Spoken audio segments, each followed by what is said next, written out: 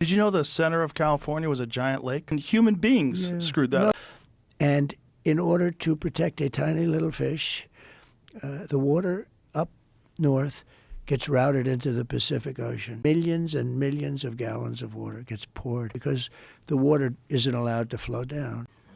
The center of California had a fucking enormous lake in the middle of California. Oh, That was an wow. enormous What a beautiful lake in the thing. middle of California. You want to go You dry. could have all of the water you need. All of that land would have more water. The whole thing could be like that little patch. You could have water for all of that land. You know, your forests are dry as a bone. Yeah. Okay? Dangerous. That water could be routed. Not only dangerous, billions of dollars a year they spend on forest fires. They're not allowed to rake their forests because you're not allowed to touch it. When a tree falls down, after 18 months it becomes very dry. You know, a tree that's up, these are all things I learned the hard way, the easy way. But when a tree is up, it sucks water. It's wet. I went to they had a couple of horrible forest fires in California, and I said, you know, you got a lot of trees standing. They were healthy trees, sir.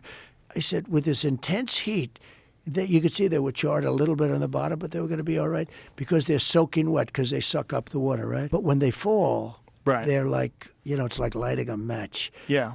And you got to be able to see all those forest fires in California, and all they have to do is clean their forest, meaning rake it up, get rid of the leaves, get rid of, leaves that are sitting there for 5 years. I think you can get rid of the deadfall, but raking all the leaves. You could certainly get rid of the dead, okay? I think windmills are really disruptive. When you talk about the environment, they killed the birds.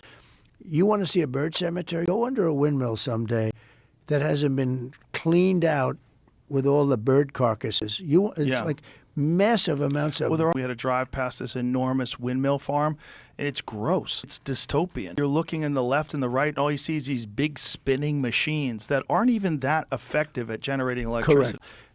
And then they start to rust and rot. And you have to replace them. And then they get them. abandoned by the people that built them. It looks like a graveyard almost, a graveyard of windmills. The whales are washing up on shore. Now they had like 18 come in the last year.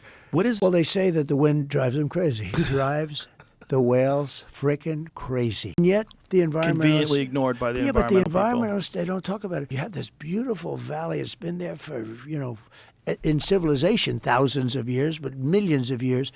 And all of a sudden you have these ugly windmills up.